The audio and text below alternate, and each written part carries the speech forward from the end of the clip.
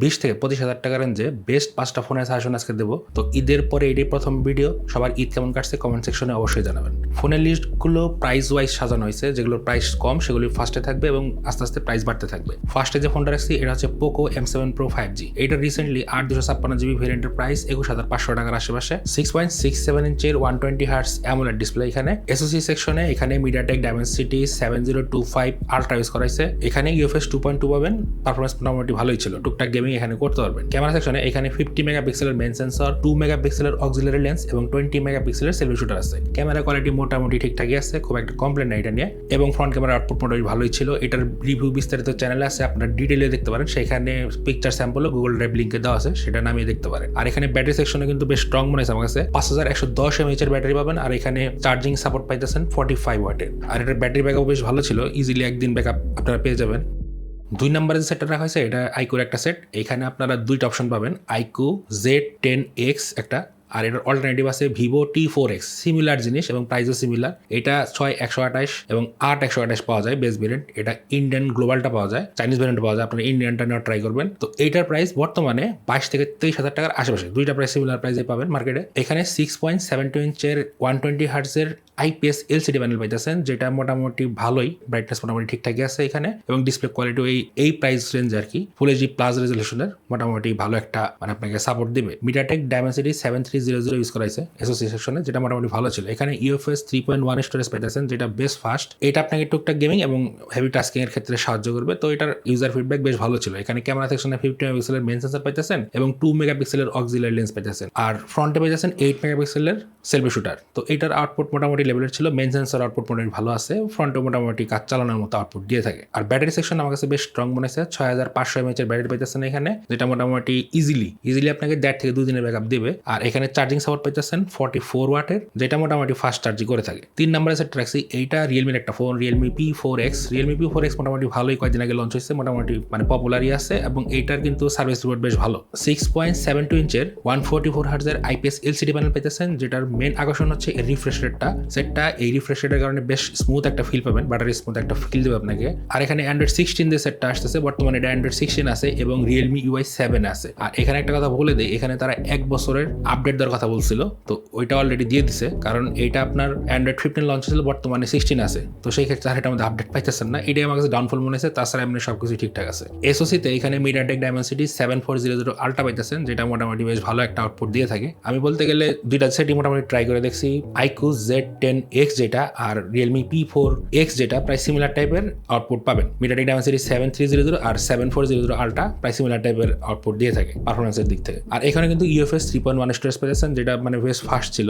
আর camera সেকশনে এখানে 50 মেগাপিক্সেলের মেইন সেন্সর, 2 মেগাপিক্সেলের অক্সিলারি লেন্স এবং 8 মেগাপিক্সেলের সেলফি শুটার পাইতেছেন, যেটা আইকু Z10X এর মতোই সিমিলার টাইপের। দুইটা ধরতে পারেন, সিমিলার স্পেক দিয়ে দুই কোম্পানির আর কি বের করছে এবং দুইটাই রিপোর্ট বেশ ভালো। ব্যাটারি এখানে 7000 mAh এর পাইতেছেন এবং চার্জিং সাপোর্ট এখানে দেওয়া হয়েছে 45 ওয়াটের। তো ব্যাটারি ব্যাকআপ এখানে ভালো পাবেন, ইজিলি 2 দিন ব্যাটারি ব্যাকআপ পাবেন এখান থেকে। যেহেতু IPS প্যানেল, সেই ক্ষেত্রে এখানে গ্রিন লাইনের কোনো ইস্যু আপনাদের ওই সব চিন্তা ভাবনা করতে হবে না। এবং রিপোর্ট দুইটা সেটের বেশ ভালো। এইটার 8128GB ইন্ডিয়ান গ্লোবাল যেটা, সেটার রাইট নাও প্রাইস হচ্ছে 22,000 থেকে 23,000 টাকার রেঞ্জে পেয়ে যাবেন বিভিন্ন শপে আর কি।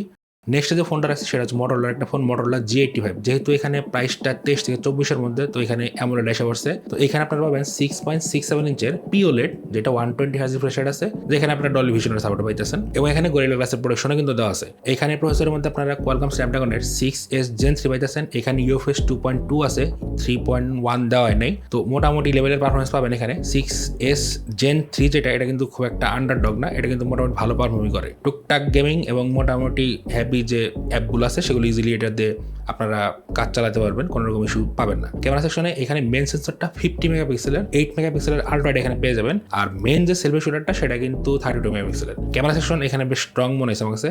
তবে যেহেতু মোটরোলার ফোন, সেখানে ক্যামেরা কোয়ালিটি অনেকের একটু কমপ্লেন আছে। তারপরেও এটার যে মেইন আউটপুট মোটামুটি ভালোই ছিল। আলট্রাটা মোটামুটি ভালো আউটপুট দিয়ে থাকে। আর মেন সেন্সর যেহেতু 32 মেগাপিক্সেলের, সেক্ষেত্রে ভালো ভালো সেলফি পাবেন। ব্যাটারি সেকশনে এখানে স্ট্যান্ডার্ড 5000 mAh এর ব্যাটারি পেয়েছেন এবং এখানে কিন্তু ইন্ডিয়ান গ্লোবাল যেটা, সেটাতে কিন্তু 33 ওয়াটের চার্জিং ব্যাকআপ পাইতেছেন। এর ব্যাটারি ব্যাকআপ মোটামুটি ভালোই ছিল, একদিন ইজিলি আপনাকে দিবে যেভাবে আপনি ইউজ করেন। তো Motorola G85 এর মার্কেট রিপোর্ট বেশ ভালো, এটা বেশ ভালোই সেল হয়ে যাচ্ছে। কম প্রাইসের মধ্যে যারা অ্যামোলেড খুঁজতেছেন তাদের জন্য Motorola G85 ভালো একটা চয়েস হইতে পারে। আর যাদের বাজেট একদমই কম 20-এর নিচে, তারা মোটামুটি Motorola এই সেগমেন্টে একটা সেট দেখতে পারেন, সেটা হচ্ছে Motorola G57। এখানে শুধু আপনারা অ্যামোলেডটা পাবেন না, আর ম্যাক্সিমাম জিনিস সিমিলার টাইপের ছিল SoC বাদে।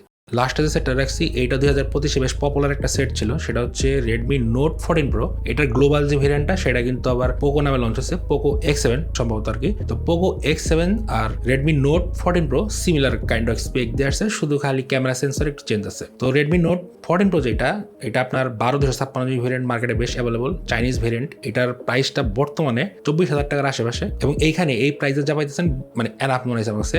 6.67 ইঞ্চের অ্যামোলেড ডিসপ্লে পাইতেছেন, 120 Hz রিফ্রেশ রেট, এখানে গোরিলা গ্লাস প্রোটেকশন দেওয়া আছে, আর ডিসপ্লেটা কার্ভ। ডিসপ্লের ব্রাইটনেসও বেশ ভালো ছিল, এখানে আইপি রেটিং IP68-69K পাচ্ছেন। সব দিক থেকে আমার কাছে উইন উইন সিচুয়েশন মনে হয়েছে। এখানে UFS 2.2 পাচ্ছেন, 3.1 পাচ্ছেন না, তো এটা একটা ডাউনসাইড অনেকেরই হইতে পারে। তবে আমার কাছে স্লো মনে হয় ইউজ করতে গিয়ে। এটার ইন ডিটেল রিভিউ চ্যানেল আছে, সেটা আপনারা চেক করতে পারেন। ক্যামেরা সেকশনে বেশ স্ট্রং ছিল, এখানে 50 মেগাপিক্সেলের main sensor, 8 megapixel ultra wide এবং 2 মেগাপিক্সেলের ম্যাক্রো শুটার দেওয়া আছে। আর ফ্রন্টে যে সেলফি শুটারটা সেটাও কিন্তু 20 মেগাপিক্সেলের, যেটার আউটপুট বেশ ভালো ছিল। আর এখানে ব্যাটারিটাও বেশ ভালো দিচ্ছে, তারা 5500 mAh এর ব্যাটারি দিছে, এবং এখানে চার্জিং সাপোর্ট দিচ্ছে 45 ওয়াটের। এটার কিন্তু ব্যাটারি ব্যাকআপ বেশ ভালো, একদিন প্লাস আমি ব্যাটারি ব্যাকআপ পাইছি, যেটা মানে বেশ কয়েকদিন আগে ছিল। আর এটাতে কিন্তু আপনারা 3 বছরের অ্যান্ড্রয়েড আপডেট পাবেন এবং 4 বছরের সিকিউরিটি প্যাচ তারা দেবে, এটা কোম্পানি ক্লেম করছে এবং অলরেডি তারা আপডেট পুশ করতেছে। এটা বর্তমানে অ্যান্ড্রয়েড 16 আছে, এবং এটা কিন্তু আপনার HyperOS 3-তে শিফট হয়েছে। তো এটার যে সার্ভিস এবং মার্কেট রিলেটেড যে রিপোর্টগুলো আছে সেগুলো কিন্তু বেশ পজিটিভ হয়েছে, সেজন্য আমি এটা আপনাদের সাজেস্ট করলাম। তো Redmi Note 14 Pro এটা আপনারা চাইনিজ নিলে এটা দেখতে পারেন, আর গ্লোবাল ইউনিটের ক্ষেত্রে